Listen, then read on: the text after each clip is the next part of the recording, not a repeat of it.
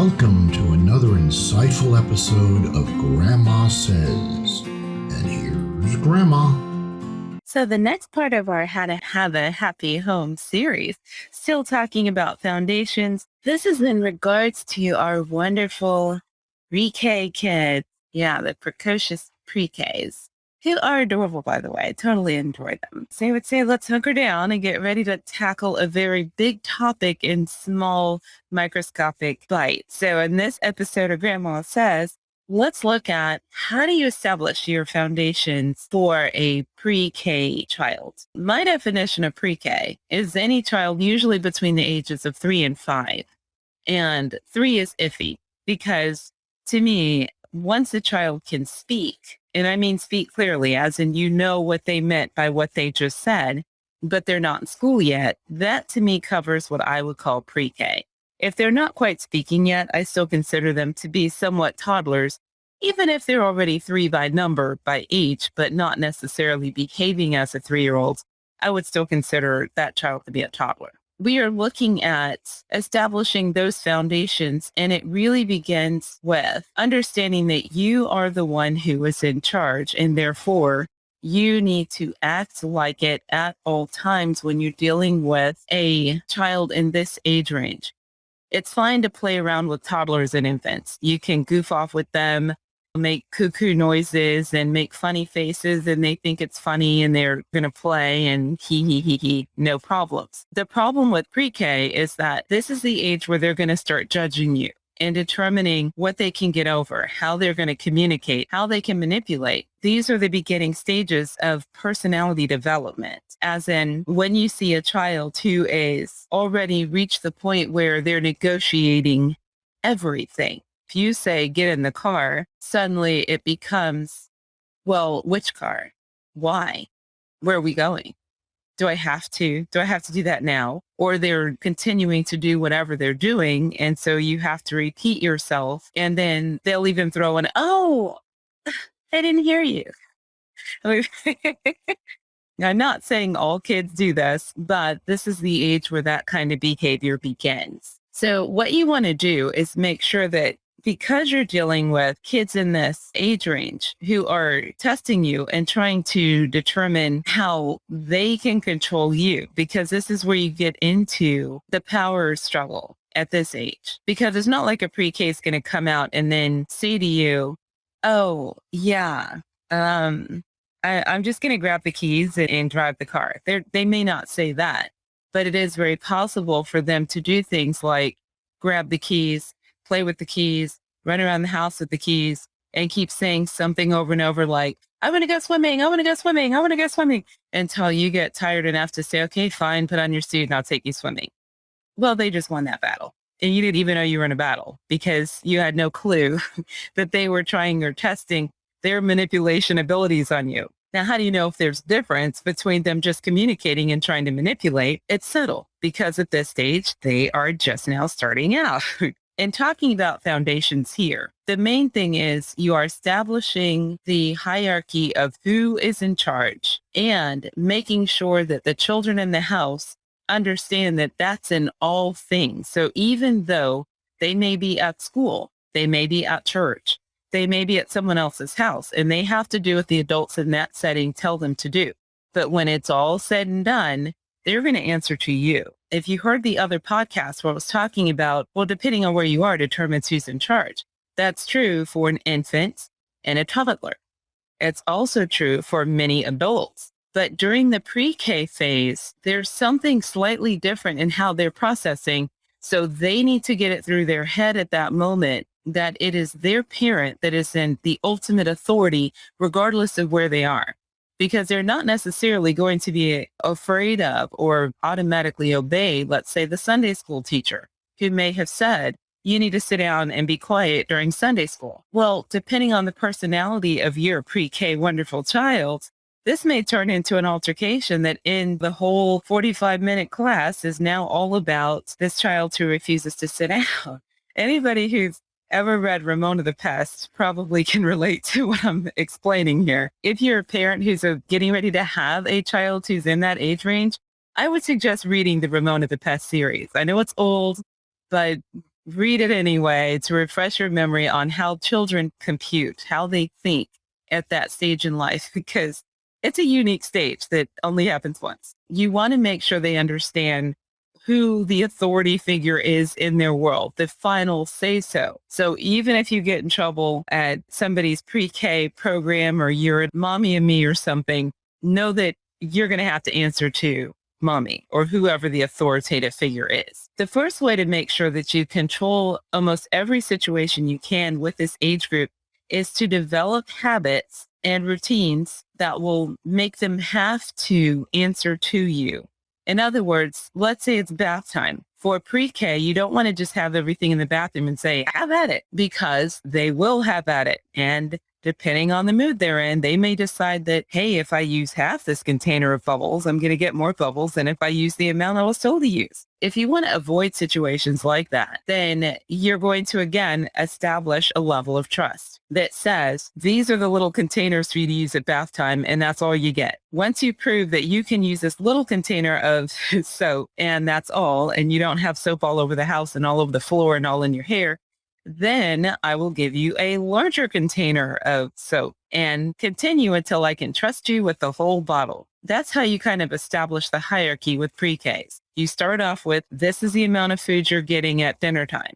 I know it's your favorite food. If you show that you can eat all of it without making yourself sick and without doing anything stupid, and you're going to eat all of the food on the plate, not just the part you like, then you can have seconds. Now, seconds won't be as much as what you got the first time, but that's still better than nothing. And it's not that you're negotiating, you are setting boundaries. You are establishing the foundation that says, I understand that you are now old enough to reach the markers, crayons, and pens, but you are still going to ask before taking out the markers, crayons, and pens. As they show that they are able to handle the markers and crayons and pens, then you can put them where they can reach without asking. But if it becomes a conflict of interest where every time it's time to go somewhere and they decide at that moment, instead of getting dressed to leave, I'm going to take out the markers and crayons and pens. Now we go back to square one and I take them from you, put them away so that when I say it's time to go, you know to go get your shoes and get dressed. So that's the kind of back and forth you're going to have with pre-Kers. And what you don't want to do is make everything obvious and over the top. Like the example I just gave, you wouldn't stand there for 15 minutes going, and because you didn't put on your jacket and it made me late and we didn't get to go to the party and blah, blah, blah, blah, blah, I'm taking your markers and pen. That's not how you do that. Going back to my rule of thumb of reward what you want more of, and ignore what you want less of, what you would do is remove the markers and crayons when they're not looking and just put them up somewhere where they can't find it. And then when they come to you and say, hey, my markers are missing, I was going to draw a pony for you, Mom, but I had everything ready, because these are things that pre-Ks will try because they know where they are. They know that you took it. So they're not going to go, hey, my markers are gone, unless you have a Veruca Salt for a child, which you may. I'm not knocking it. It does happen. But most of the time, they will eventually know they have to come to you to get them back. That's the time that you can talk to them about time management, for instance, that when it's time to do something, isn't it more convenient when things are where they're supposed to be? Yeah, Mom, I guess so. So when it's time to go, what should you have when it's time to go? Oh, I don't know, my shoes, my jacket. Yeah. And when you want to draw a picture, you probably need these items over here, your markers, crayons, and pens. Yeah. So that's the time to turn it into a learning experience. And then after they have proven that next time you say get dressed, then guess what? They can have their markers and crayons and pens back when they figure out they're supposed to get dressed. This is how you can establish who is in control without the screaming match. There's no point in screaming and yelling at them. They're not going to understand you anyway, because all they know is, hey, I was doing something and you interrupted me. So I don't know what you're talking about, but what's important right now is that I get to go back and do what I was doing, because that's what matters. That's where kids' mindsets are when they're in pre-K. It does not, you can sit here all day and explain in detail why it's important to listen, why you should do what I'm telling you. You're going to have better results when you wait till they come to you, because now you have their undivided attention because you have something they want. And then you can calmly explain, while you're not mad either, why did their pens disappear? I mean, my goodness, did we have a goblin that snuck in the house and stole your pens? No, mommy put them up because when she asked you to get dressed the other day, what did you do? I don't remember. Well, then you tell me, where were we going? I don't know. Until they get on the same page, because they're going to get tired of that conversation and eventually, okay, fine. Yeah, I remember. We're supposed to be going to the store and I went and got my pen. Yeah. And let them tell you what they did. That's one way to help to reinforce the narrative without eroding trust, because they understand you didn't take them because you didn't have your own markers and pens. You took them because they didn't follow in directions and therefore they lost a privilege. Now they have to earn that privilege back. So these are some coping skills and ways that you can help modify their behavior until they reach a point where they don't have to feel like they have to manipulate you. They don't have to make up lies to get you to do something. And they understand, hey, my parent respects me. I can respect them. My parent trusts me. I can trust them. I don't have to make up a story about what happened to the scissors. I can just tell them I was playing and the scissors fell in the vent and I can't get them out. And then they'll help me get them out, or they'll buy new scissors or whatever. But a lot of that is based on how you choose to react to whatever it is that they're doing or not doing, because they know if they can get you worked up to where you're always screaming and yelling and throwing tantrums every time you say, go make your bed, and they're still sitting there.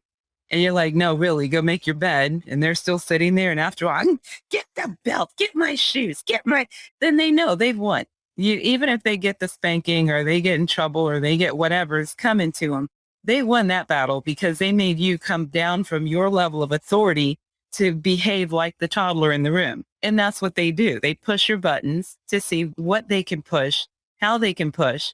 And then this becomes their set behavior for the rest of their childhood, which is why I'm stressing when it comes to pre-K, you have to be careful of your own temper and you have to guide your pre-Ks, not respond to them emotionally, because they can get under your skin. Believe me, they know how. They will practice.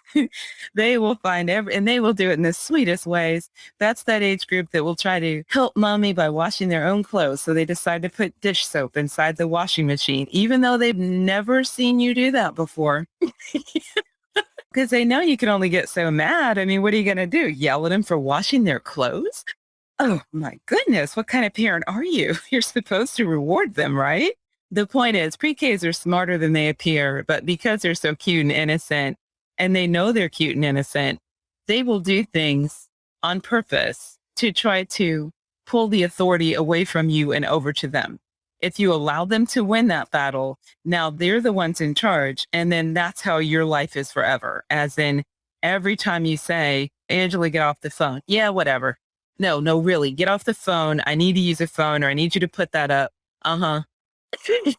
That starts at pre-K, believe it or not. With the first time you tell them it's time to eat, put up your toys.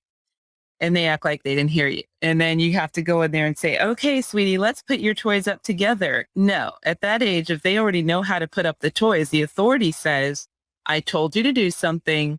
You will do what I just said. No, I'm not going to stop what I'm doing to come do something you know very well how to do. Put up the blankety blank toys now.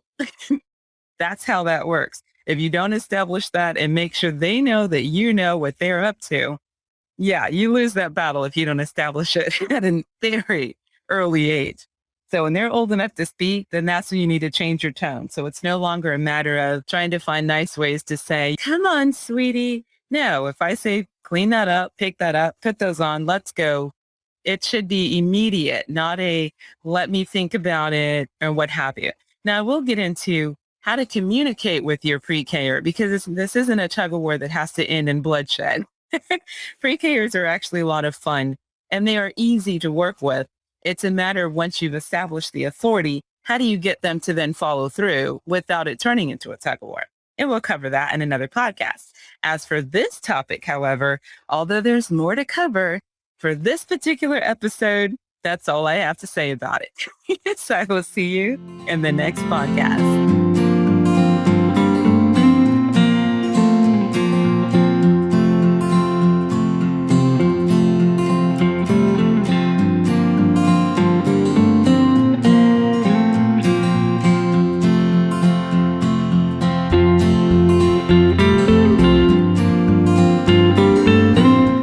Grandma Says has been a Bost production.